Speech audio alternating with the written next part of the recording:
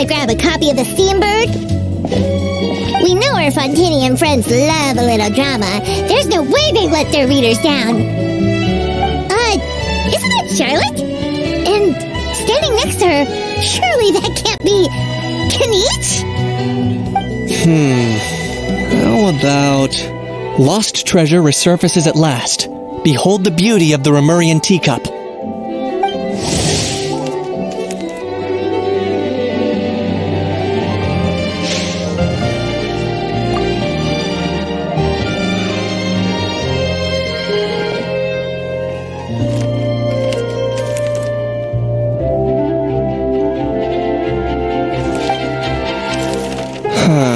Pretty shocking.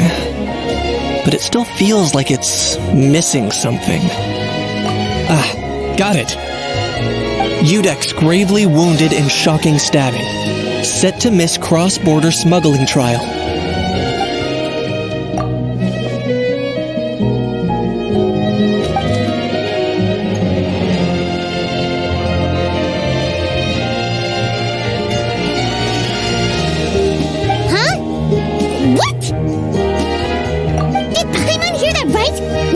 Was stabbed and gravely wounded? No, surely that can't be right. Can it?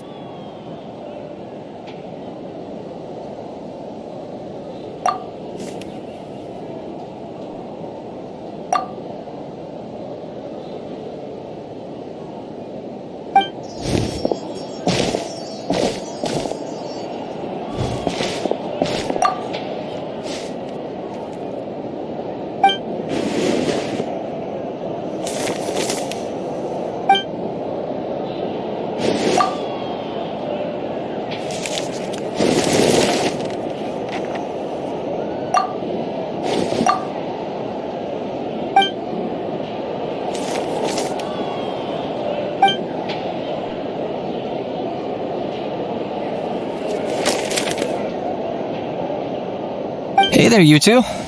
Fancy running into you here. Yeah, that, and also a less than pleasant shock. What the heck was all that about a story of meat restaurant and the Udex getting stabbed? Please say you weren't being serious.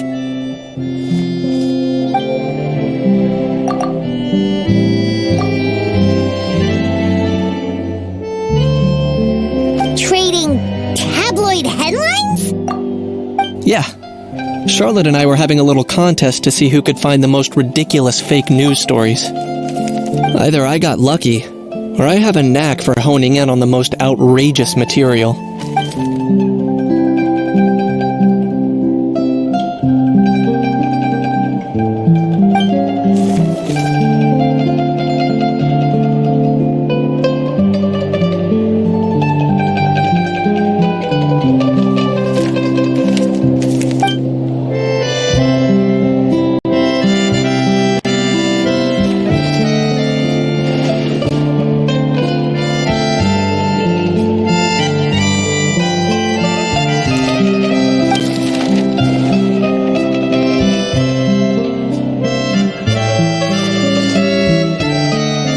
If I had to quantify it, I'd say about 1% of what they write is the truth.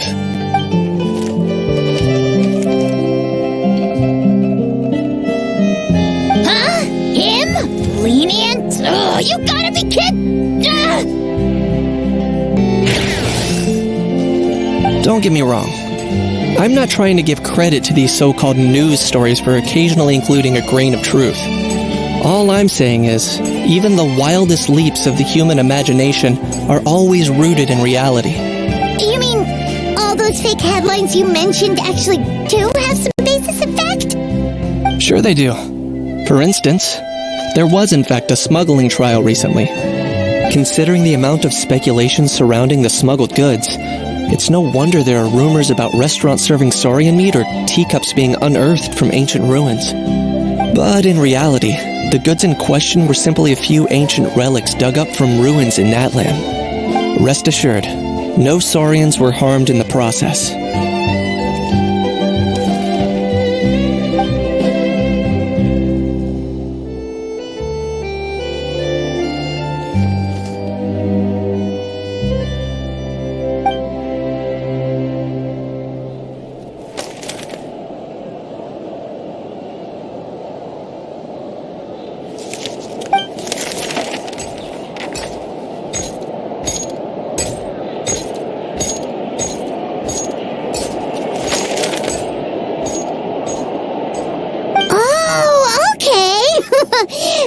so busy freaking out about those headlines that you totally forgot to ask why you're here in Fontaine, Kenichi.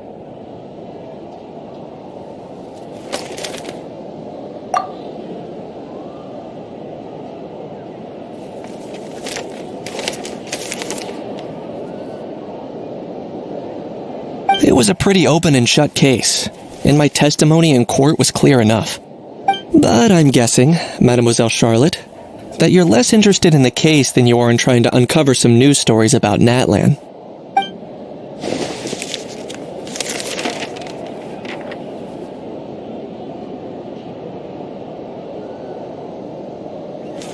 I appreciate your kind invitation, but like I said, storytelling isn't really my forte. Kenichi the speechless! Kenichi the tongue-tied! Huh? If you're dead set on doing an interview, why not talk to the Traveler instead?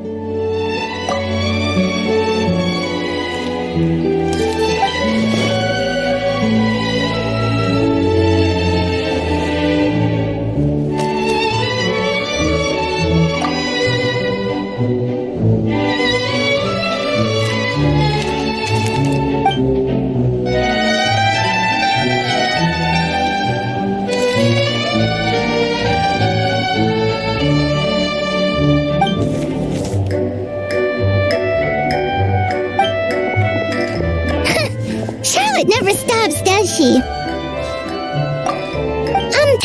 Anyway, Paimon just has to ask.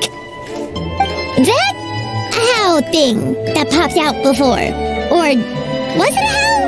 It kind of looked like a howl, but at the same time... Oh, that thing. Yeah, that was a howl. Huh? What's up with him? Like, he's still noisy, but he's way quieter than before. It's like he's trying to hide or something.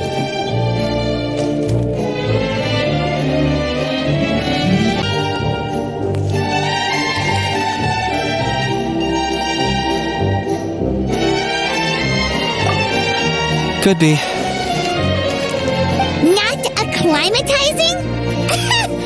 Aw, poor Almighty Dragon Lord is not feeling well. Too bad he can't come out to argue back. What do you mean? There's nothing physically wrong with him. It actually has to do with a strange law we learned about after arriving in Fontaine. Apparently, it's forbidden to release flying objects within Fontaine city limits during the first 3 days of each month. Paimon sure does! Paimon's been down this road before. There's an easy solution. As long as Kenichi holds onto a house tail, he'll be considered an Almighty Dragon Lord balloon, not a flying Almighty Dragon Lord. Not gonna lie, I was considering that. But Ahau wasn't too thrilled with the idea of huffing and puffing away in the form of a mini helium balloon. That said, it's pretty annoying how he keeps randomly popping up all of a sudden. Anyway, this morning I saw a notice outside the Palais Mermonia about an event that's set to take place outside the city soon. Something to do with filmmaking. I hear that's all the rage here. I was planning to stay here and do some exploring for a few extra days anyway, so I think I'll go check it out. It'll be a good chance to let that noisy helium balloon out. He might even learn a thing or two. If you're free, why don't you come along? I know where it is, so let me lead the way.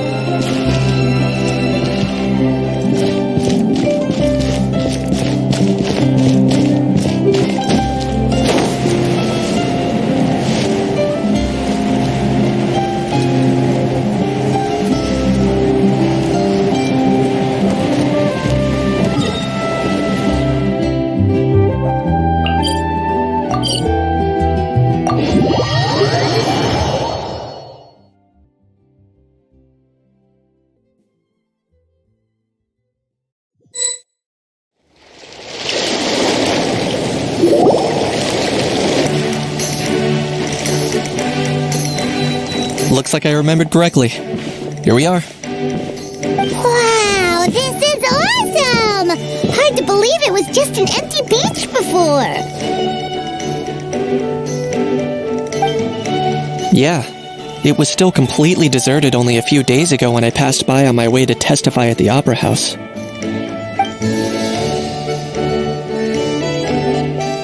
There must be some efficient workers in Fontaine. Quite impressive. A few days? One night was all it took. Rap-a-tap-tap, ta-da! But is this all it takes to blow people away? Oh, no. Given my past experience, I can't let myself get carried away. Well, I can't believe you actually remember me. It's me, Lepine Pauline. That's right, the unlucky...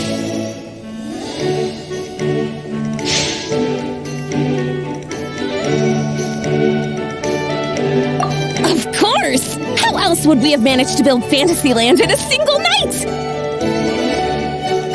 Fantasyland? At least that's how I like to think of it myself. A magical land of fantasy, the stuff of film buffs' dreams. I know it sounds like I'm laying it on thick, but that really is the goal here. As you can see, the theme of this amusement park is Fontainian filmmaking, a place for all film lovers to come together and co-construct a world of dreams. Co-construct?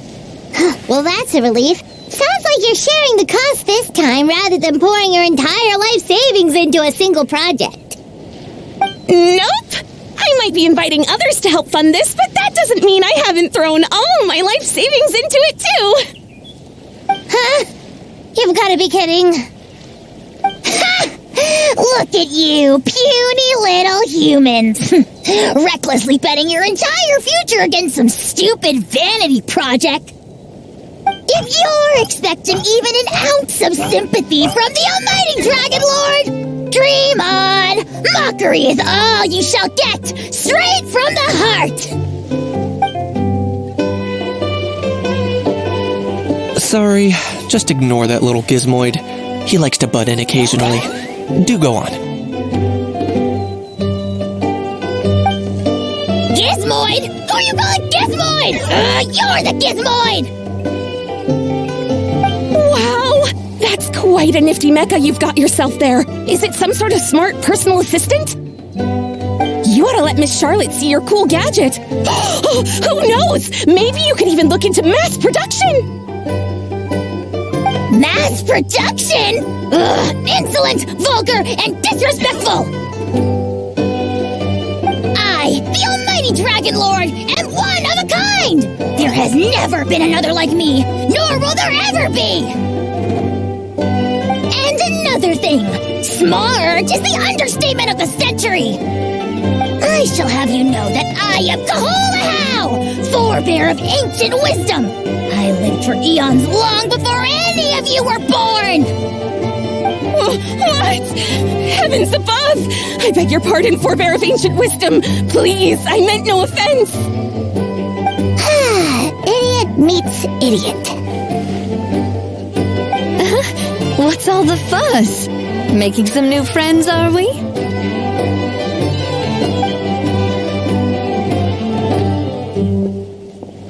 Miss Navia! Allow me to introduce the star behind all the work that's gone into this venue. Miss Navia, president of Fontaine Spina di Rosula. Hello, everyone. Partner, Paimon, how have you been lately?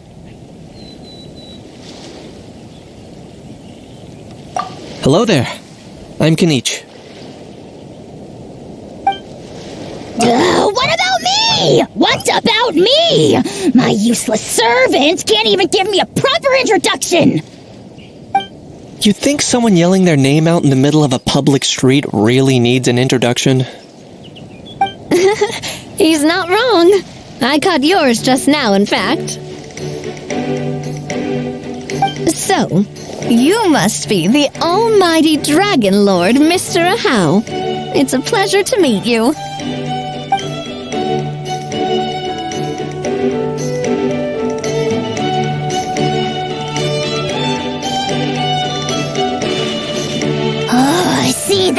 That's what I call proper manners. Well, it's not every day you meet a well-mannered human. Navia, was it? Excellent. You may address the almighty Dragon Lord by his name. Navia, don't you think the title Almighty Dragon Lord is a bit silly?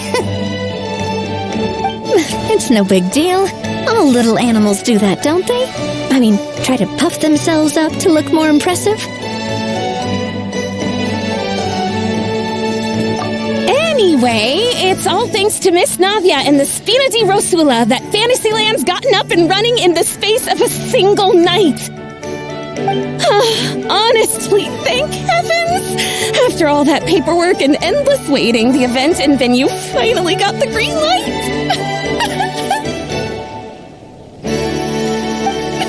I couldn't wait a moment longer. The second the approval came through, I reached out to President Navia, hoping she could lend a hand. After all, who else but the Spina di Rosula would indulge such impulsive demands?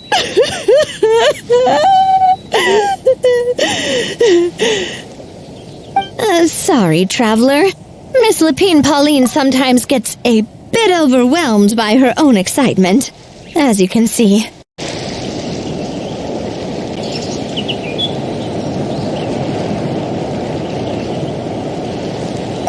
I'm guessing she hasn't gone into much detail about the event yet, so let me fill you in. In short, the Cheval Moran Film Fantasyland is a fan convention that's open to film enthusiasts from all over Teyvat. Miss Lapine Pauline is hosting this event and also providing technical support. Huh? Cheval Moran? That's right! The one and only Surintendant Cheval Moran!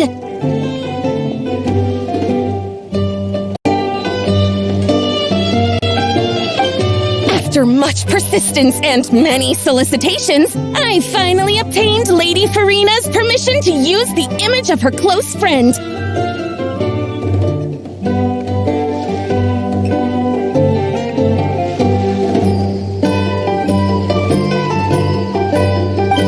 Not only is our adorable mascot drawing in fans by the minute, but she's also boosting her own popularity.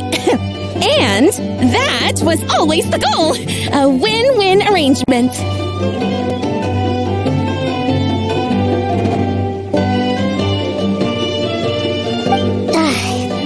It's been a while since we last met, but still, it's a surprise to hear Lapine Pauline coming out with such sensible ideas. By the way, Miss Lapine Pauline, have you decided to switch careers and go into film tech?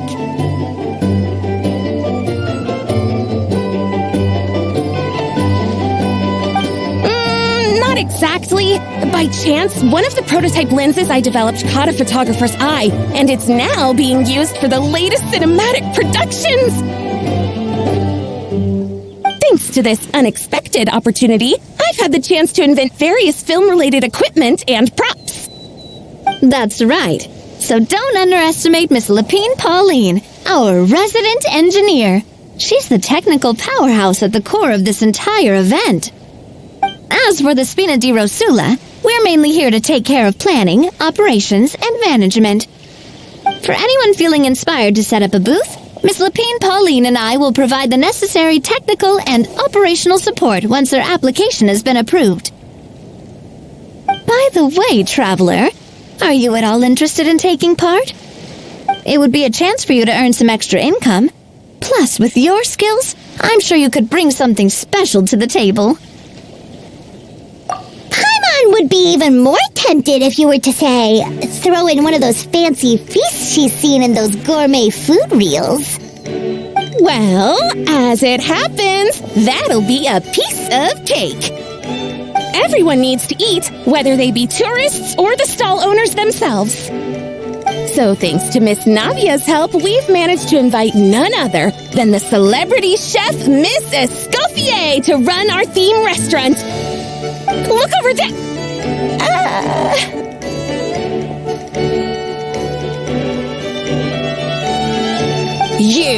Yes, you! For the last time, the ingredients have to be in the right ratio.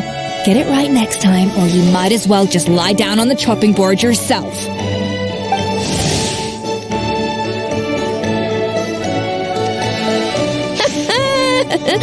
She seems a bit busy right now.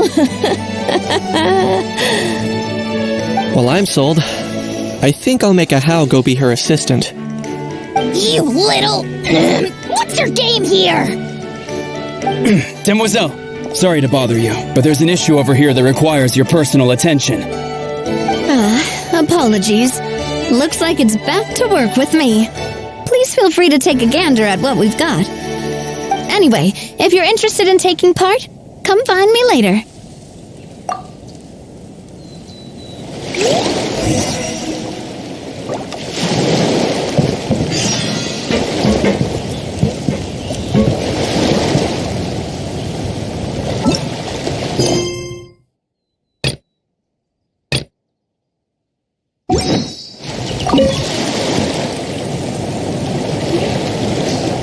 Greetings. Apologies if you overheard my harsh words just now, but I assure you it is entirely necessary. The sheer lack of standards here will be the death of me. Do you have any idea of the kind of customers I'm gonna get with how lax things are at the moment? The ones that leave their guns behind by accident and then come back to collect them later, bringing ammunition with them. Yeah, that's the kind of customer you wouldn't forget in a hurry. Oh. Wait, has that happened before? No, it's just the mention of guns reminded me. Someone did actually leave their gun nearby. Huh? Just before we started setting up, as we were cleaning up the site, someone stumbled upon a mysterious locked box. It didn't look like something from Fontaine, though. It had more of a Natlanese vibe. Oh? Do you think a foreign tourist might have left it behind? That's what I assumed at first. But the box was buried beneath a pile of wooden planks, rocks, and whatnot, so it seemed like someone deliberately hid it there. But I didn't see much point in speculating, so the best thing I could think of was to hand it over to the authorities. I trekked all the way over to the Palais Mermonia just to hand it in. It was exhausting. What did the authorities make of it? Oh, they made a mountain out of a molehill, as usual. Before even addressing the question of what was actually inside the box, they had several heated discussions about whose responsibility it was to write the lost and found notice. Thankfully, the ever-reliable Officer Sedine stepped up and immediately called in the Marechaussee Phantom to crack the lock and check if there were any dangerous items inside. And, as it turned out, there was a gun. Wow, that's a dangerous item, all right. Mind if I ask what kind of gun it was? Oh yeah, Mr. Kanich, you're from Natlan, aren't you? Do you know a lot about guns? You could say it comes with the job. I have an interest in weaponry and the like. Ugh, such a spoiled brat. What, are the toys I gave you not good enough for you anymore? Yep, got sick of those long ago. You little... How dare you turn your nose up at my gifts? Why Time for a timeout, old-timer. Sorry, where were we? Oh yeah, do you recall what the gun looked like? It's a bit hard to describe. If you ask me, it didn't even really look like a gun.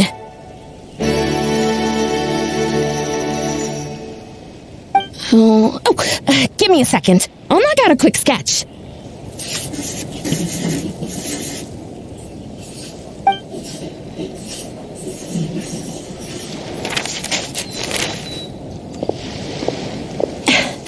Something like this.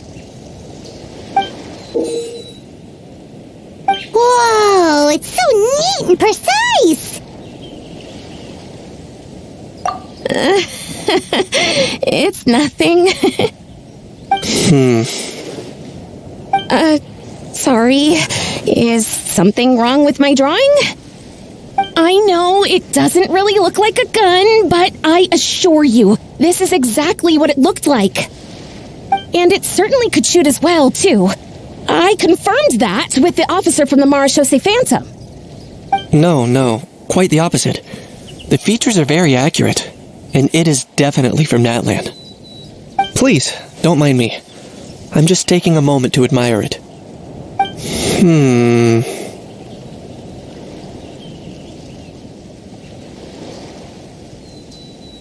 I should be the one thanking you.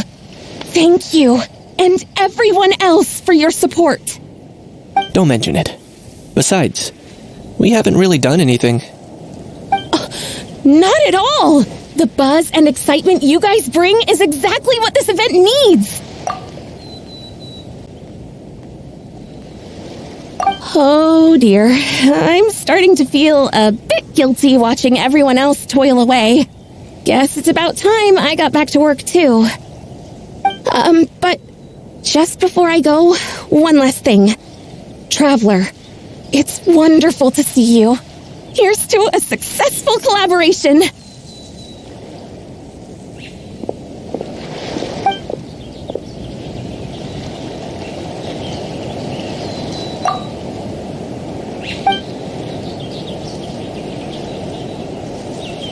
I'm sure you noticed that there was something unusual about that gun. Correct. It's most likely an old weapon dug up from some ancient dragon ruins. Based on my experience, it might be more accurate to refer to it as a hand cannon, but in Fontaine terms, it's not wrong to call it a gun. Given why I came here, don't you think it's curious that an ancient dragon relic of unknown origin would turn up like this, out of the blue? I suspect this gun might have something to do with that smuggling case. It might have slipped through the cracks. Time is of the essence, so I'd like to head over to the Palais Mermonia to verify my suspicions. Perfect.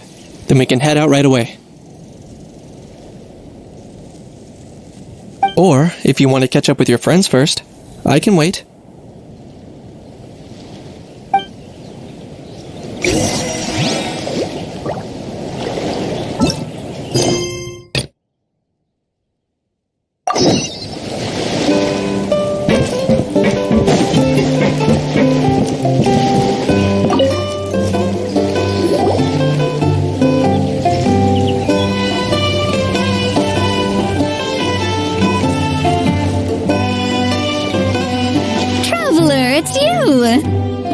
Ready to join the Cheval Moran Film Fantasyland crew?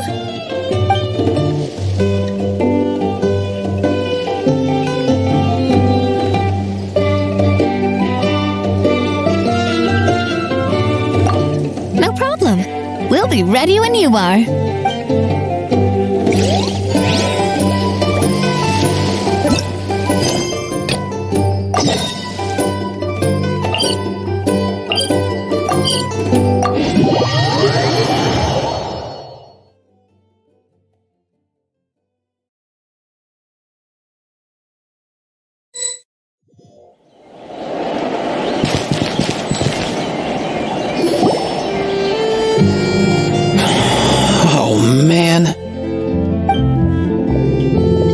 Bro!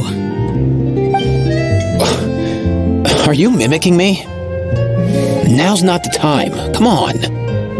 No, I mean, one of our buddies is here, for real. Quite a few of them, actually. Auroran, what are you doing here? And who's this? Allow me to introduce you. Bro, meet bro.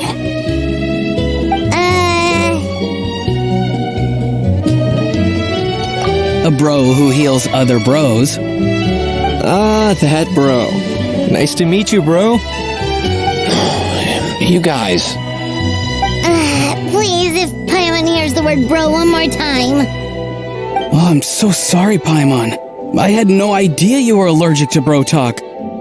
Quick, Aoife. Paimon needs medical intervention. Seriously, bro? I mean, dude, Sometimes I honestly can't tell if you're being serious or just messing around. And Kanich, come on, brother. We've known each other for how long now, and even you won't let me off the hook? It's quite hard to resist. In that case, guess I'll have to introduce myself. Hey, traveler, I've heard a lot about you. I'm Aoife, a vet from the Flower Feather Clan. Oh no, not you too! Oh, that wasn't directed at you, Aoife. It's nice to meet you. Anyway, back on topic. Wait a second, I lost my train of thought. What are we talking about again? Why, you're all here, of course. For vegetables. I'll go first. It's for the Chevrolamine Film Fantasyland. Wait, is that right? It's Cheval Moran. Ah, right. I keep stumbling over that one. Guess I owe Cheval Moran an apology, even if she's not here. Anyway, long story short, the festival restaurant urgently needed fresh vegetables from Natlan, which is why Aoife and I are here. So, you guys are vegetable couriers? He is. I'm just here as a responsible adult. It's his first time traveling so far away from home, and all the elders in his tribe were worried. So they had me come along. Even though it's your first time too. Right, but they still picked me to accompany you. You gotta wonder why that might be. Don't you get it? They all just saw how overworked you were, so they used it as an excuse to send you off on a vacation. Wait, what?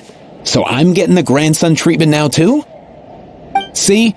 Doesn't matter how much older you are than this dude. Hang out with him long enough, and you'll eventually find yourself being treated like a kid. Meaning everyone looks after you. What's so bad about that? In theory, nothing at all. In that case, guess I better start over. Hi guys, my name's Aoife, and I just turned 5.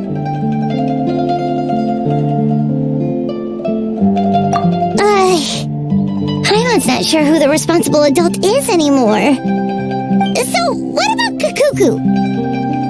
If he was here, we'd be making more of a ruckus than we already are. That's exactly what's got me worried. Aoife, there's nothing to worry about. You're a big boy. You can handle yourself now even without Kakuku. You think that's what I'm worried about? Anyway, my priority right now is Kakuku.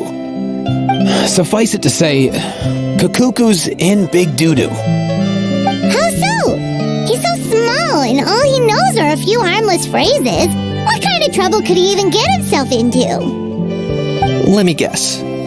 Did he get caught out by the law on flying objects? Bro, you too? Not me. How? Oh, that pesky little chatterbox. So that's why he hasn't interrupted us this whole time.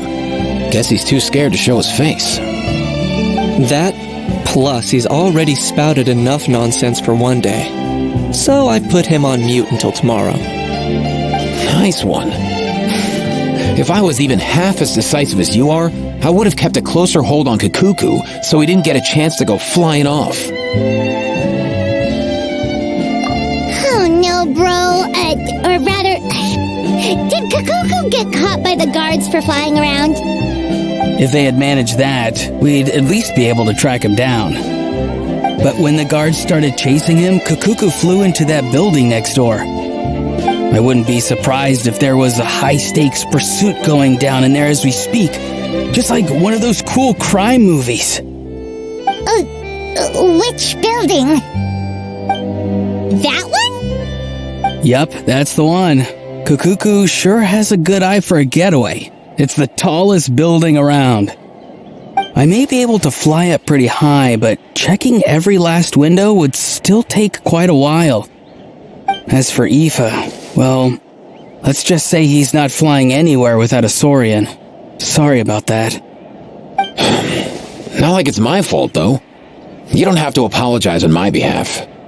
Wait a sec. What's this got to do with how high you can fly? Kakuku's got himself into a real mess here, like a panicked animal running straight into a trap. It's pretty worrying. I'm starting to picture him flapping through a barrage of gunfire while important documents are flying about left, right, and center. Heck yeah! If anyone can pull it off, it's Kakuku. He's always been such an awesome Saurus. I believe in him.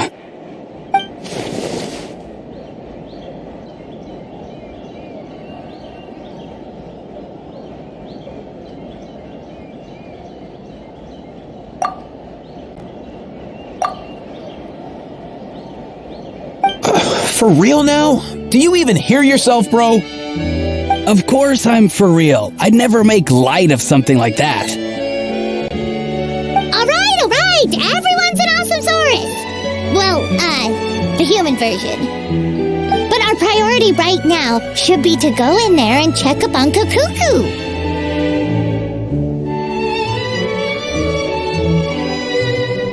Leave it to us. You sure? Oh, awesome. That'll be a huge help. And if Kakuku doesn't listen to you, I give you permission to pull out a couple of his feathers. Wait, since when was that up to you? Well, then it's your call, bro. All right then, if Kakuku doesn't listen to you, I also give you permission to pull out a couple of his feathers. There you go. If he objects to that, tell him to come find us. He won't. Trust me.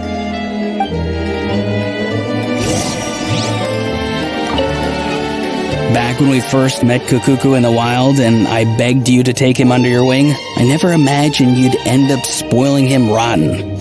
And I never imagined you'd be nagging me about it. Oh, well, I definitely saw that coming. Huh? You're only 5 years old after all.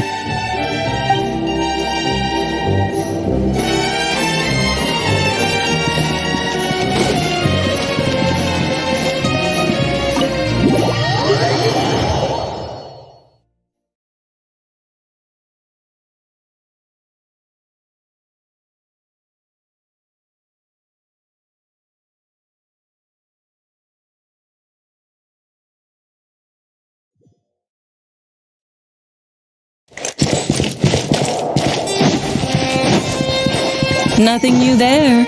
What's all that commotion? Are they arguing in there?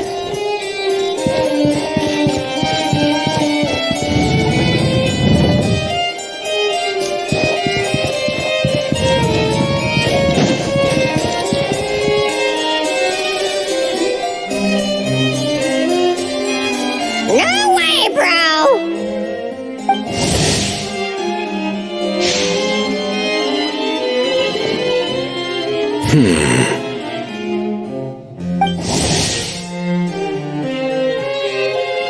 Did he say he came from Natlan? No. Get out of here! I can understand his words, just not what they mean. Oh no.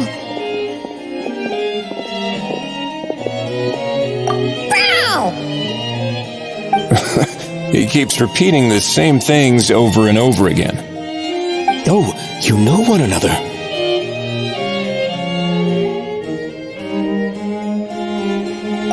He's a friend! Yeah! A saurian friend of a human friend!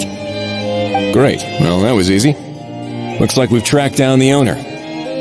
Guess that's one less lost and found notice for you to write, Monsieur Neuvillette. For real?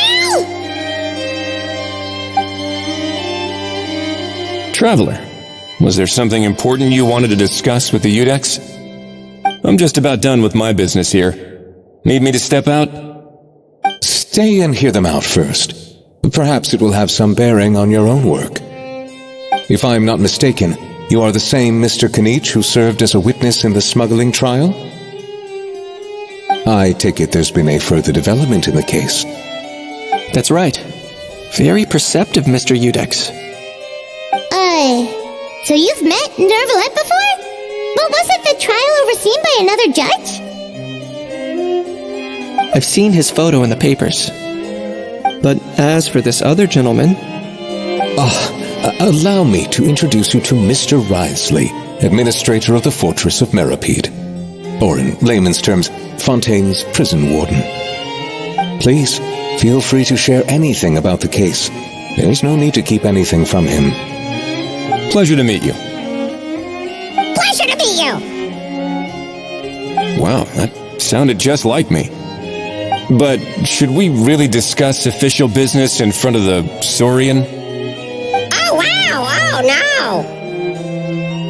I believe he said, or rather, I suppose he meant, that he'll keep this to himself. Though I should mention, Mr. Kukuku, that we will have to ask you to sign a confidentiality agreement.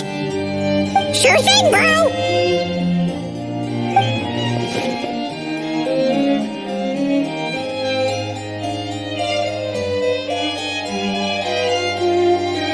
Let us return to the matter at hand. Mr. Kanich, was there something else you wanted to discuss relating to the case? yes, let me fill you in.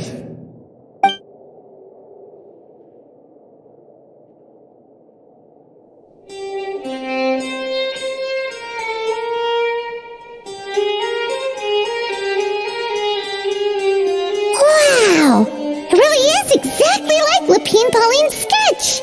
It must be all that practice drawing engineering blueprints, huh? So if it's true that this weapon came into Fontaine alongside the contraband from the smuggling case, then there's a high chance we overlooked a suspect. That's exactly my line of thought. I see. Mr. Kanich, thank you for reporting this promptly. I'll arrange for the Marechaussee Phantom to investigate right away. We should begin by questioning the prisoners in custody. Wriothesley. I'll sign off on the interrogation request. Don't you worry. That would be much appreciated. It's lucky that the Palais Mermonia wasn't scheduled to release any public bulletins today, and that this guns lost and found notice hasn't been written up yet. In other words, the news hasn't leaked. I'll be staying in Fontaine for the time being. If there's any progress in the investigation or you need my help, feel free to reach out anytime. Yep, we were just about to go help out with Lapine Pauline's convention. If there's any news, we'll keep you all posted. Marvelous. Thank you all. Well then, all that's left is to...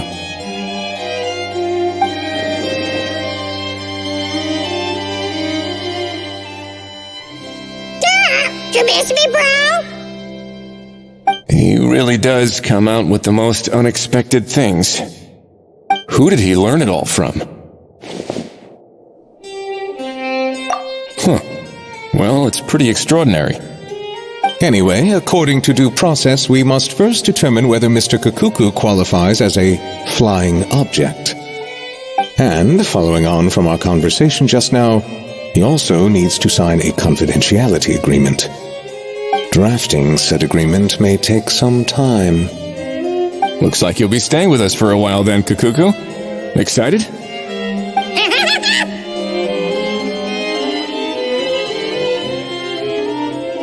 That would save us a lot of trouble. Many thanks. All right then, we'd better get going. No need to see us off.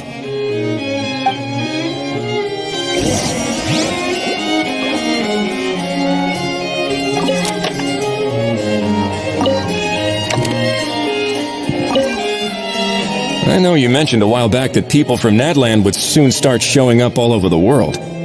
But I hadn't expected anything like this. It seems no matter where they come from, all dragons are inquisitive by nature. You can say that again, bro! The same might well be said for humankind. The real reason you chose to stay to investigate this case was your curiosity about Natlan and Mr. Kukuku, was it not? Guilty as charged. Nothing gets past you. So, how about we take this opportunity to chat a little more? We've got the world's best translator on hand, after all. Sure thing, bro!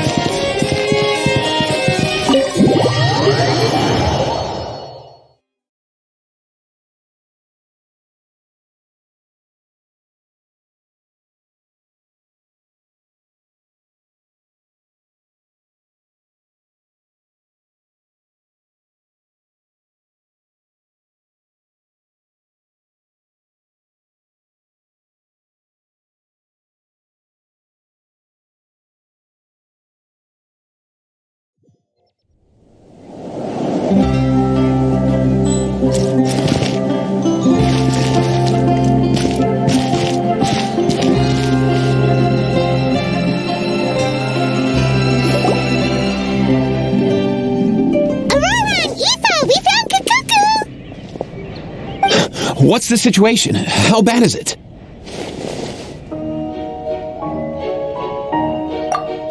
Oh no. When I saw that Kakuku wasn't with you, I'd already prepared myself for the worst. Relax, Aoife. Maybe Kakuku just prefers high-rise living now. Sometimes you just have to let the kids grow up and make their own choices in life. For real now? Do you even hear yourself, bro? It's not that bad. Kakuku's fine. Still very much alive and kicking for starters. He hasn't been arrested either, so no jail time.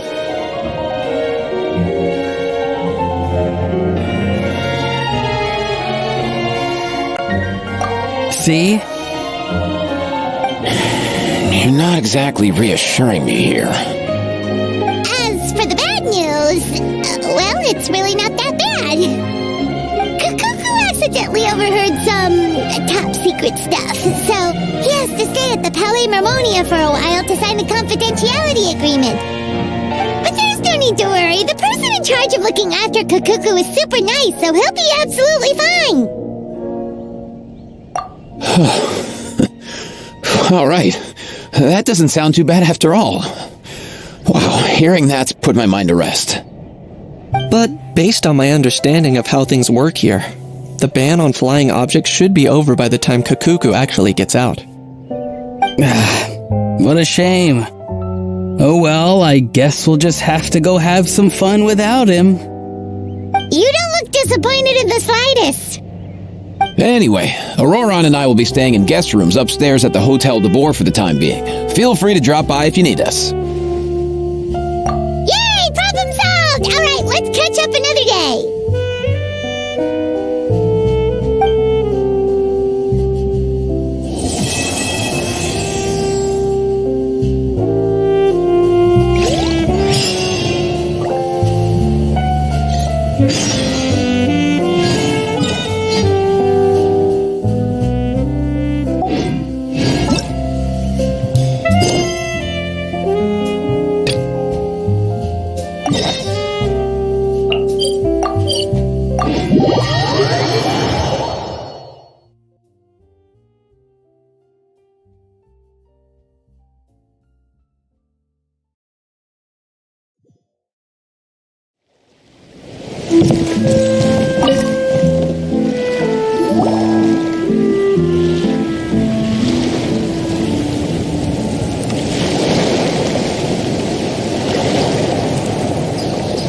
Traveler, it's you!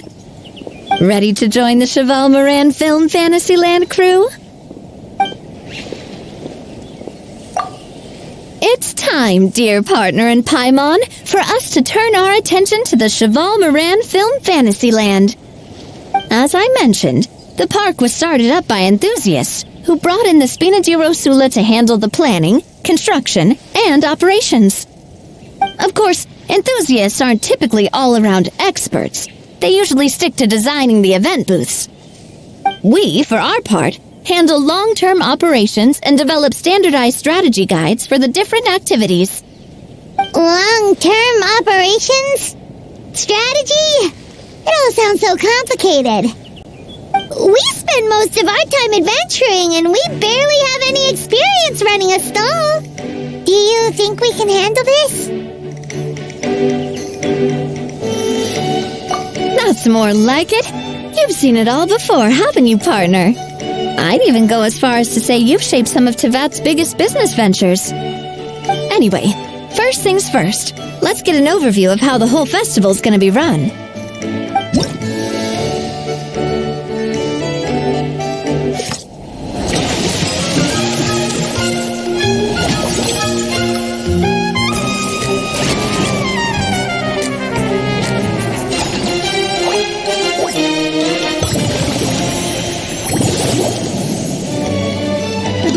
Has only been able to hire a limited number of craftsmen.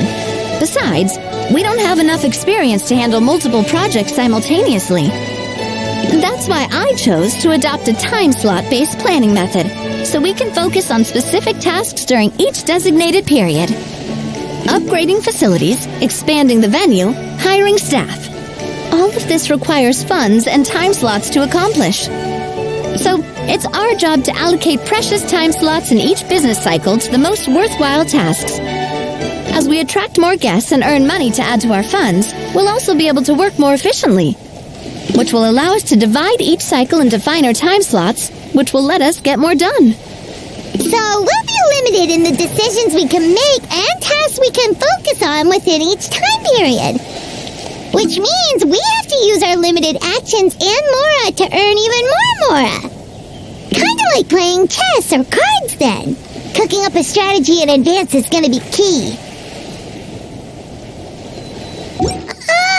Paimon thinks she just about gets it. How do you feel about it, Traveler? Yep, come on, we can do this! You mentioned standardized strategy guides just now. Does that mean there are non-standard ways to take part too? Of course. Film and entertainment mean different things to different people, and there's gonna be a wide range of exciting activities for people to try out. If we're not careful, some visitors might wander off and end up getting in trouble. And others might pick up dangerous props by mistake. To avoid confusion, we need to create a standardized strategy guide for each activity. Just think of it like a walkthrough. Wow, if we're the first ones to test out the activities, who knows what surprises there could be waiting for us? But if we hit a tough spot, we'll just have to rely on our skills to carry us through. Hopefully it goes without saying that I'd never put you in danger, partner. I carefully checked all the existing activities before you arrived, and I can assure you that they're all perfectly safe. I also wanted you to experience the activities before anyone else gets to. It'll be fun. Plus, we'd like to hear your thoughts and suggestions. Oh, those are two things Navia is best at! Making people feel safe and having fun! Great! Well, I can't wait to hear what you think. Your input is super important to us. All right then, let's start with Eclectic Escapades and put our first guide together.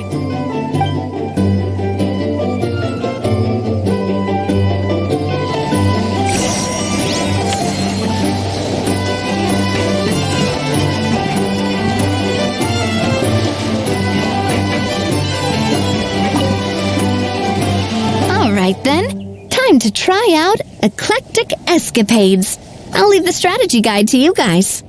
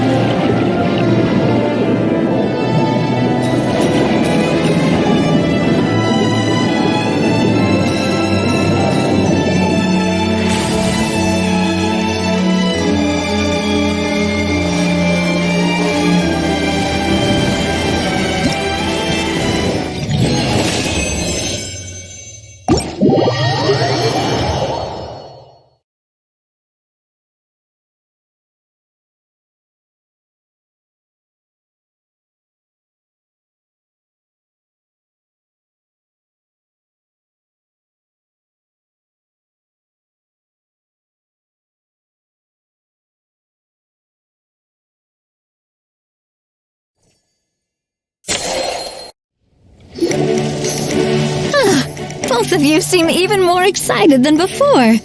Looks like your first trial run didn't disappoint.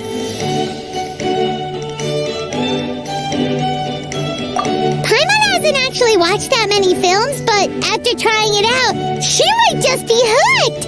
We should check out the film that it's based on. Great job, Paimon. That's exactly what our enthusiast friends were hoping you'd say. They'd be beyond delighted to hear that visitors are curious about the films that inspired these attractions.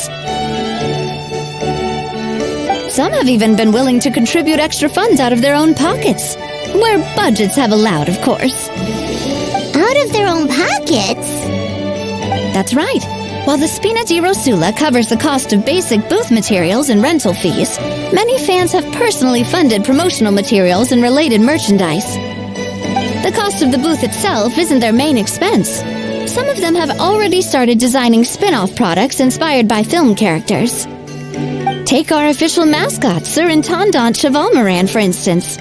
She won second place in the last most popular character poll for the comic film category, and was even dubbed the pinnacle of round bouncy cuteness. Many people have expressed interest in designing cushions based on her image, using the highest quality fabrics and hiring the most skilled artisans to mass produce them. These cushions will officially go on sale at the next convention alongside lots of similar products.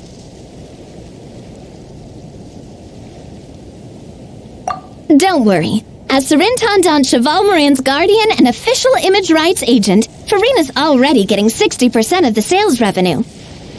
After all, the fans are doing this voluntarily, not for profit, but to promote Surintendant Chevalmoran's adorable image.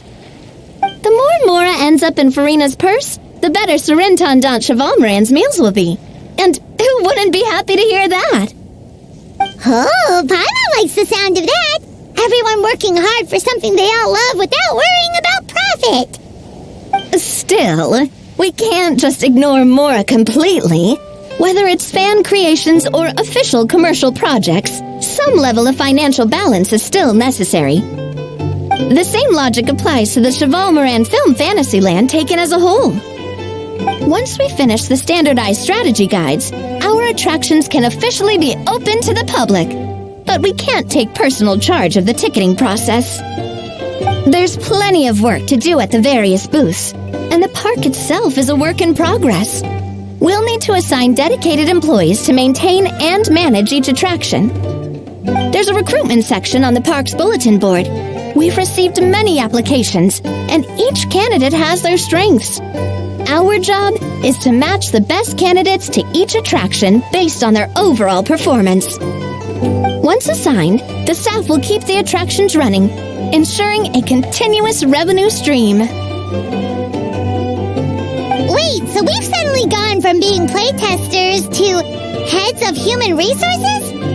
That's definitely a first for us.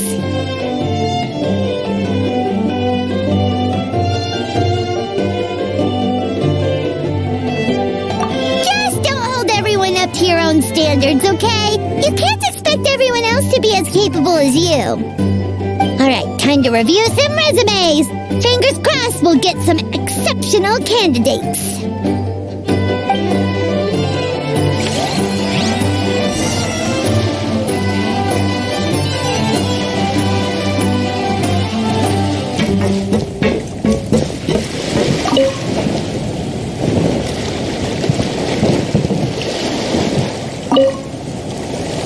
When reviewing resumes, pay attention to each applicant's area of expertise.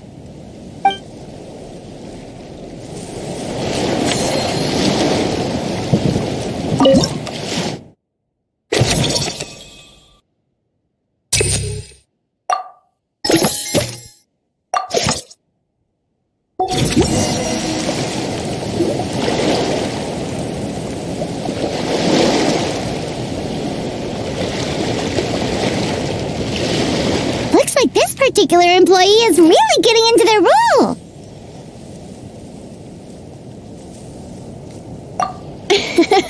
You're both doing great. You sound more like bosses than I do. In any case, with this, the Chevalmoran Film Fantasyland is now officially open.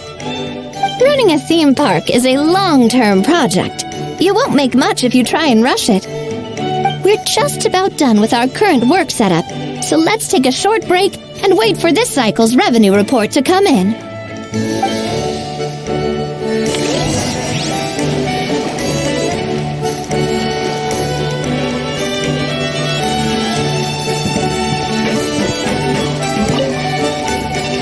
Well, this cycle of operation sure got us off to a good start. On to the next one.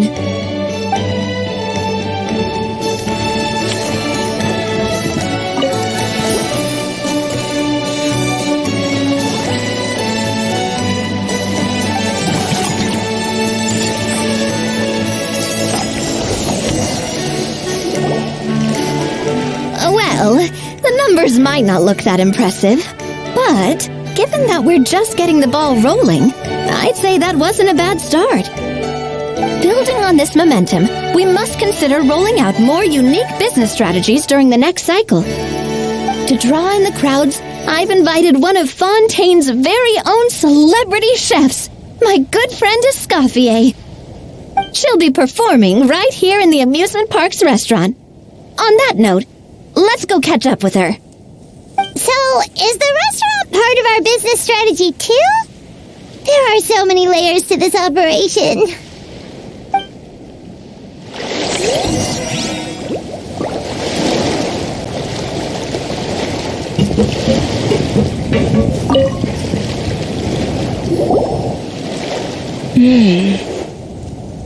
The restaurant is up to standard, and the waterside location will make for a unique dining experience. The beautiful scenic reflections in the water create a stunning backdrop, lifting diners' spirits and allowing them to truly savor their meals. Ingredients, check. Cooking utensils, check. Looks like we're ready to rumble. Hey there, Escoffier! Oh, my employers are here. The president of the Spina di Rasula, plus the famous traveler and Paimon. I must say, you seem a bit overqualified to be running a film-themed amusement park. I'd say that if anyone here was overqualified, it would be the former head chef of the Hotel de Bourg. Wherever you walk, the aroma of fine cuisine follows in your wake. Let's get back to business. I'm guessing you want the traveler to help me decide the theme dish for each cycle, right? This is the business strategy I mentioned earlier. Using Escoffier's top-tier dishes to attract more visitors to the park. But this isn't just about attracting visitors. Her culinary masterpieces will surely have other surprising effects. Just imagine, Paimon, if all you needed was a single ticket to enjoy all the attractions and taste all the legendary food. Wouldn't you be tempted? Then Paimon come every single day! Now, here's the twist. To get the most out of this strategy, the menu can't be made public. Based on research by a certain food branding consultant, many restaurants have started offering a special chef surprise dish. So give me some inspiration every few business cycles, and I'll decide on our next theme dish. Now then, give me your hand.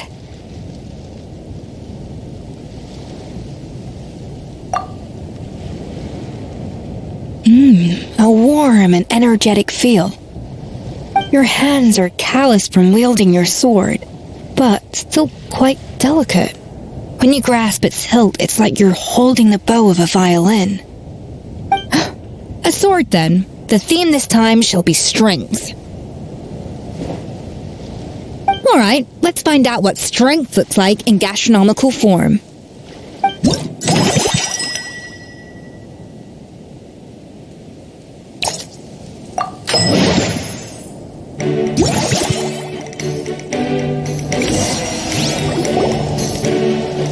I've refined the sauce for these barbecue ribs. It's a richer flavor than the classic version, but not at all greasy. The mint extract in the seasoning leaves a refreshing aftertaste, perfect for indulging yourself after a fun-filled day. But if you ask me, I'd say the artisans need these more than the guests. The artisans?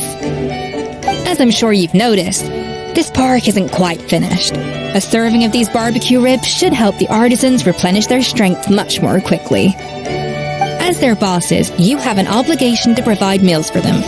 So why not invite them to dine here? Who knows, the morale boost might even improve their productivity. Oh, if I recall correctly, you once served up some special fish and chips for the porters over at the Fleuve Sandra. For several days after, the workers were all incredibly efficient.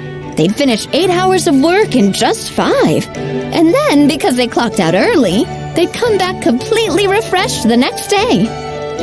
Then there's no time to lose. Go invite the artisans over while these ribs are still hot. I'll prepare some side dishes and desserts too. That's a great idea! You really live up to your reputation, Escoffier! Looks like these themed dishes are gonna make a huge difference after all. We'll have to make sure we check in with you regularly. The artisans are pumped and ready to roll thanks to that themed dish. And perfect timing, too. Let's take this chance to take the facilities of our eclectic escapades to the next level. That unique aroma. I wonder how you'll inspire my cooking this time. I'd say it's quite similar to working at the tavern in the Fleuve Sandra. There's something special about seeing diners' faces light up when they taste your food. You don't get that working in the closed-off kitchen in a grand hotel. If something like this comes up again, just call me. Don't worry, we know each other. No commission fee needed. I won't take a single mora.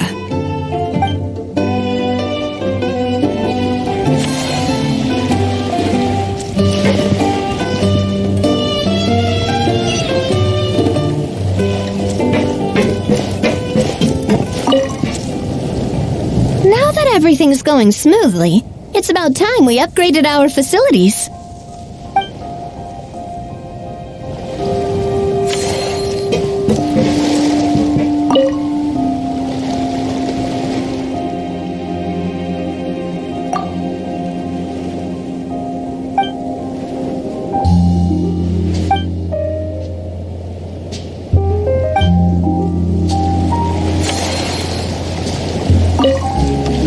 Now that everything's...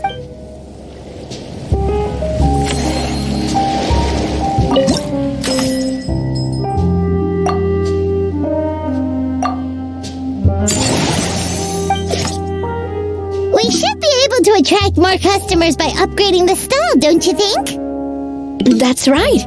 Based on my business experience with the Spina di Rosula, I've quantified the service value to help you intuitively understand how satisfied customers are with each stall. An attraction will reach its ideal revenue only when its service value meets customer expectations. As we improve and expand our facilities, expectations will also increase accordingly. When that happens, we can deploy more capable employees or invest funds in training to enhance our employees' skills.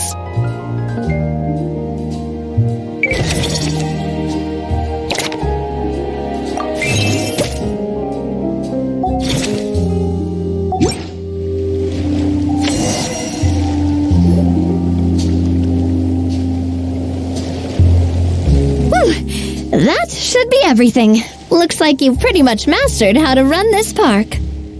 Huh? Have we really? Thinking about it, we have learned quite a lot, haven't we?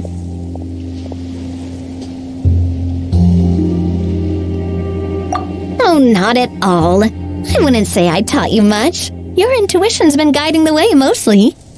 I imagine long-term operations sounded like a scary prospect the first time I mentioned it, huh? But don't let that scare you. Just break things down into smaller steps and tackle them one at a time.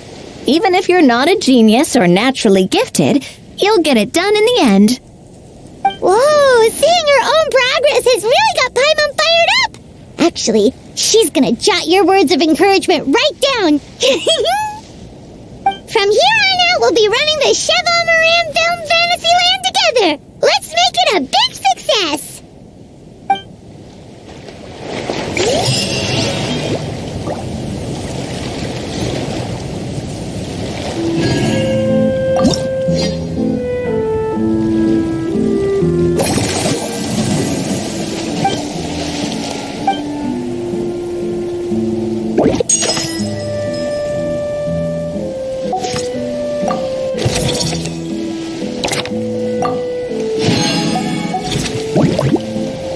What?